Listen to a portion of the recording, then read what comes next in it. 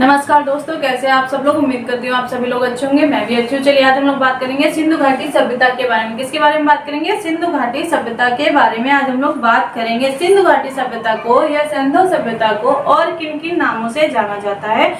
इसे कांस्यकालीन सभ्यता भी कहते हैं, इसे मृतपात्रों की सभ्यता भी कहते हैं, इसे हड़प्पा सभ्यता भी कहते हैं, इसे प्रथम नगरीय सभ्यता भी कहते हैं। तो ये याद रखिएगा, क्योंकि इसमें जो क्वेश्चन पूछे जाते हैं वो बहुत ही घुमा फिरा करके पूछे जाते हैं, जबकि आंसर बहुत ही इजी है, लेकिन जो क्वेश्चन होता है वो बहुत ही घुमा फिरा कर पुटअप होते हैं। तो आपको पता होना चाहिए कि किसे क्या बोलते हैं या किसे क्या कहा जाता है। ठीक है गाइस, इतनी बात आपको क्लियर हो गई। अब हम लोग बात करेंगे कि हड़प्पा सभ्यता की खोज किसने करी थी या कैसे हुई थी। तो हड़प्पा सभ्यता की जो खोज है वह 1921 में रेलवे लाइन बिछाते समय हुई थी, ऐसा माना जाता है। लेकिन अलेक्जेंडर कलिंघम जो थे, अलेक्जेंडर कलिंघम ने सर्वप्रथम हड़प्पा सभ्यता की खोज करी थी 1878 ईस्वी में। अलेक्जेंडर कलिंघम जो थे वह भारतीय पुरातत्व सर्वेक्षण विभाग के उस समय के तत्कालीन महानिदेशक थे। उन्होंने ही इसकी स्थापना करी थी 1861 ईस्वी में। ठीक है गाइस, समझ में आ गया। लेकिन वैज्ञानिक आधार पर अगर हम लोग बात करें या वैज्ञानिक जैसी पुष्टि करी गई है उसके आधार पर बात करें तो ऐसा माना जाता है कि हड़प्पा सभ्यता की खोज किसने करी थी? सर जॉन मार्शल के निर्देशन में 1921 ईस्वी में। क्यों? क्योंकि 1921 ईस्वी में यह जो थे भारतीय पुरातत्व सर्वेक्षण विभाग के निर्देशक थे उस टाइम के। इनके निर्देशन में दयाराम साहनी और आर.डी. बनर्जी ने करी थी। ठीक है गाइस, इतनी बात आपको क्लियर हो गई। अगर हम नामों की बात करें तो जहां जहां से जिन जिन चीजों की खोज होती गई या जहां जहां जिस जिस स्थान पर खोज होती गई उसके अकॉर्डिंग वहां के नाम पढ़ते गए। ठीक है, अब हम बात करें हड़प्पा सभ्यता को किस नाम से जाना जाता है? तो सिंधु सभ्यता के नाम से जाना जाता है। किस नाम से? सिंधु सभ्यता या सिंधु सभ्यता के नाम से जाना जाता है। हड़प्पा सभ्यता का संबंध किससे है? इंडस वैली से। किससे हड़प्पा सभ्यता का जो संबंध है? इंडस वैली से है। ठीक है गाइस, इतनी बात समझ में आ गई। अब हम बात करेंगे कि हड़प्पा सभ्यता के कौन से या कितने प्रमुख नगर हैं जिन्हें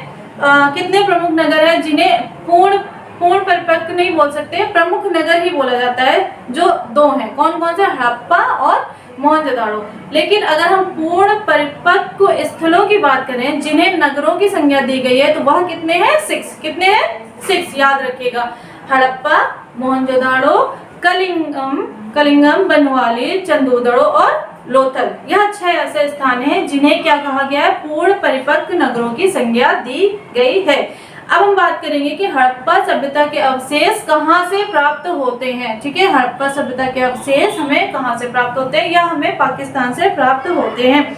नगरीय सभ्यता का प्रथम उदाहरण हमें कहाँ से मिलता है? मोहनजोदाड़ो और हड़प्पा से। याद रखिएगा। ठीक है, अब हम बात करेंगे कि जो सिंधु घाटी सभ्यता है वह कितने ईसा पूर्व की है या कितनी पुरानी है या कितने ईसा पूर्व पहले की है। तो यह लगभग 2300 ईसा पूर्व से लेकर के 1750 ईसा पूर्व तक पुरानी है या इस अवधि की है। ठीक है गाइस, भारत में सर्वप्रथम नगरों का प्रादुर्भाव इन द सेंस स्टार्टिंग कहाँ से हुई थी? कहाँ से हुई थी गाइस?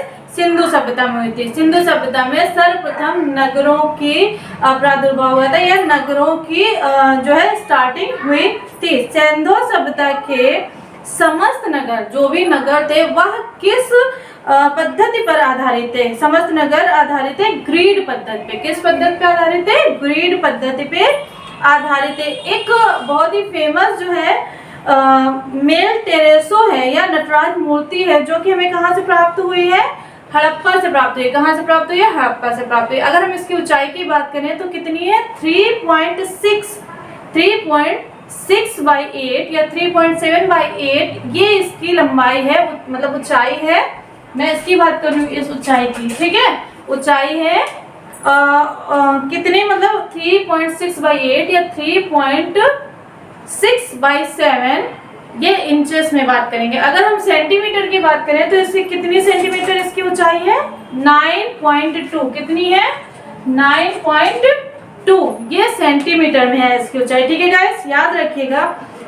हड़प्पा से ये तो हो गई, हड़प्पा से जो हमें मेल टेरेसो या नटराज की मूर्ति प्राप्त हुई है। ठीक है, अब हम बात करेंगे सिंधु कालीन सभ्यता कैसी थी? कैसी थी? कांस्यकालीन, इसीलिए इसका नाम एक और क्या है? कांस्यकालीन सभ्यता। ठीक है, क्या है? कांस्यकालीन सभ्यता। और अगर हम धातु की बात करें कि सिंधु सभ्यता में सर्वप्रथम किस धातु का प्रयोग हुआ था, तो तांबा का हुआ था। किसका हुआ था? तांबे का यूज सर्वप्रथम हुआ था। जो ये सिंधु सभ्यता है वह और किन सभ्यताओं के पास की है या मिलती जुलती है? तो यह नील नदी घाटी की जो सभ्यता थी, मिस्र की सभ्यता तथा मेसोपोटामिया की जो सभ्यता थी, इराक की जो अभी वर्तमान में उसे इराक बोलते हैं, इराक की जो सभ्यता थी उसके समकालीन कौन सी सभ्यता थी? तो वह सिंधु घाटी सभ्यता थी। ठीक है गाइस, सिंधु घाटी सभ्यता थी। अब अगर ऐसा माना जाए कि किस पुरातत्व या किस पुरा स्थल से पाषाण संस्कृति से लेकर के हड़प्पा संस्कृति तक के अवशेष प्राप्त होते हैं, तो ऐसी कौन सी जगह है गाइस? ऐसी कौन सी जगह है? यह है मेहरगढ़। कौन सी जगह है? मेहरगढ़। आपको याद होगा मैंने पूर्व पाषाण काल में जब मैं प्रागैतिहासिक चित्रकार पढ़ा रही थी तो नव पाषाण काल से जो स्थल प्राप्त हुआ था, नव पाषाण काल से जो स्थल प्राप्त हुआ था जहां से हमें सर्वप्रथम पुरानी बस्ती मिली थी या जो जुता हुआ खेत मिला था, कृषि कार्य जहाँ पे सर्वप्रथम प्राप्त हुआ था, तो वो कौन सा था? मेहरगढ़।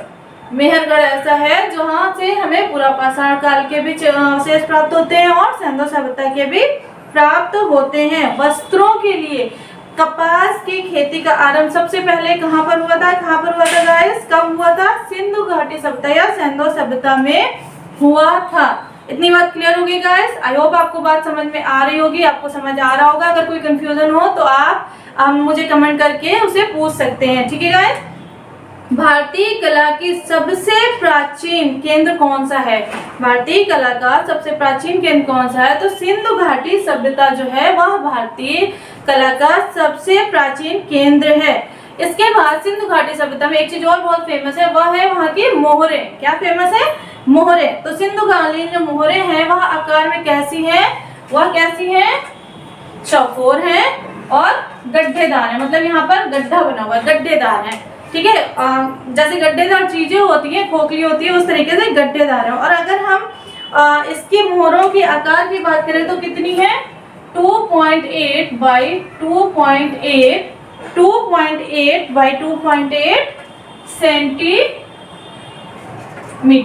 ठीक है, यहाँ की जो मोहरे हैं उनके जो आकार है वह यह है। अब हम बात करेंगे कि जो हड़प्पा निवासी थे वह किसकी पूजा किया करते थे? हड़प्पा वासी किसकी पूजा करते थे? तो हड़प्पा वासी जो थे, हड़प्पा निवासी पूजा करते थे किसकी उपासना सर्वाधिक प्रचलित थी वहाँ पे हड़प्पा सभ्यता में? तो मातृ देवी की। किसकी सभ्यता में किसकी उपासना सर्वाधिक प्रचलित थी?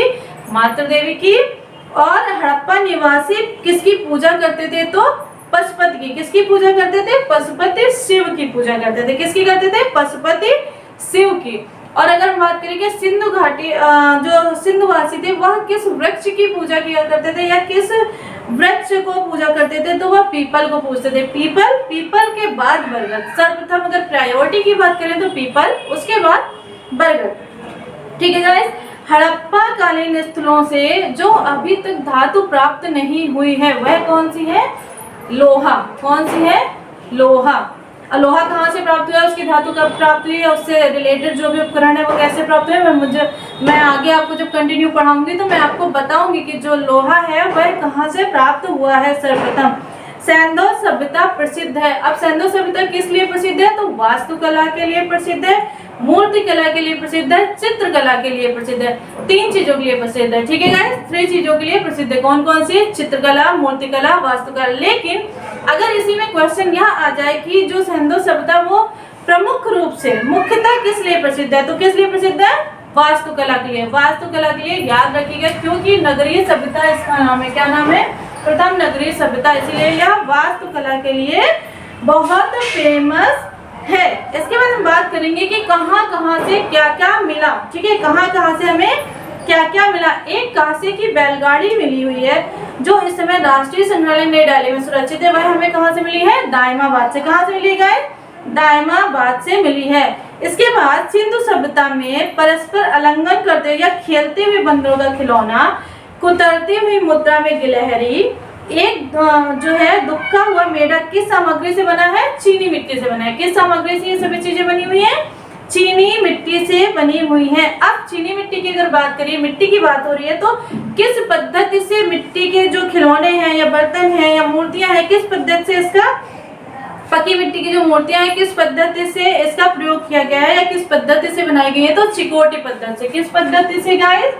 चिकोटी पद्धति से जो पकी हुई मिट्टी की मूर्तियां हैं वह बनाई गई हैं। सैंधव सभ्यता के प्रमुख खाद्यान्न की अगर हम बात करें तो कौन कौन से थे?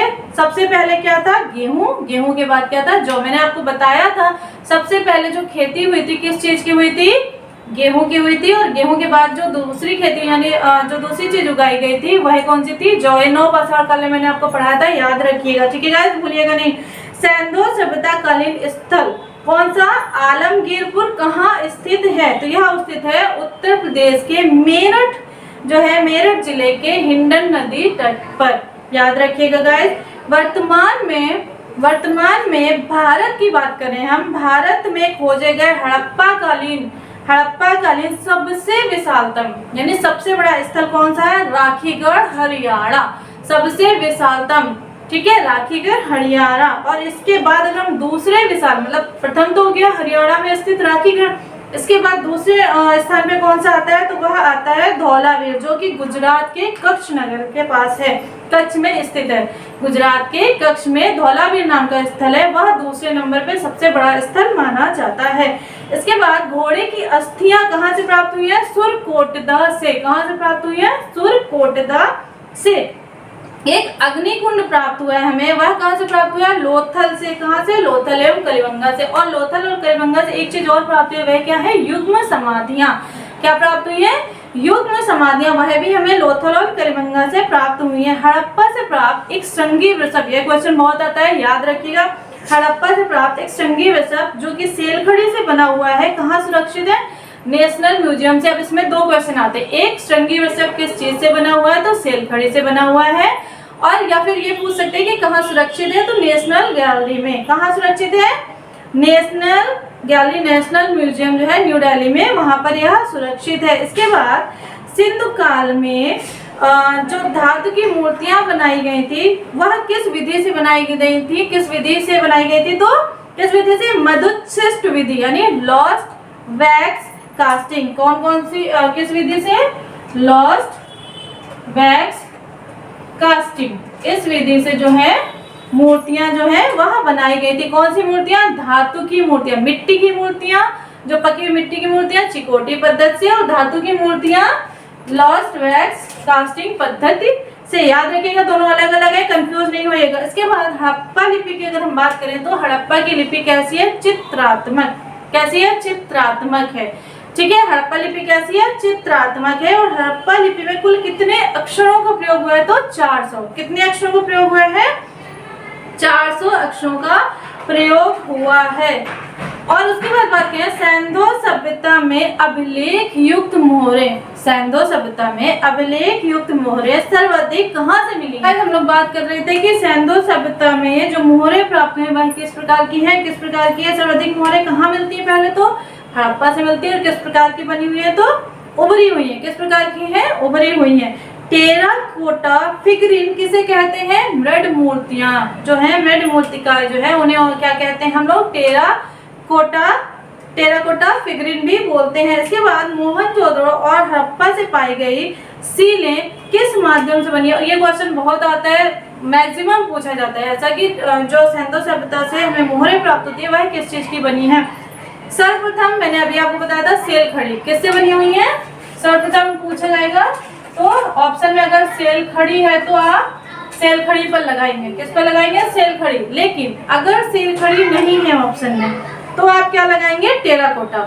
पहली प्रायोरिटी आपकी होगी सेलखड़ी, इसके बाद टेराकोटा, ठीक है गाइस। अगर सेलखड़ी है तो आप सेलखड़ी पर ही लगाएंगे। इसके बाद तांबे से बने 424 यंत्रों के उदाहरण हमें कहाँ से प्राप्त होते हैं? मध्य प्रदेश के गुंजेरिया से। कहाँ से? मध्य प्रदेश के गुंजेरिया से हमें 424 जो है यंत्रों के उदाहरण प्राप्त होते हैं।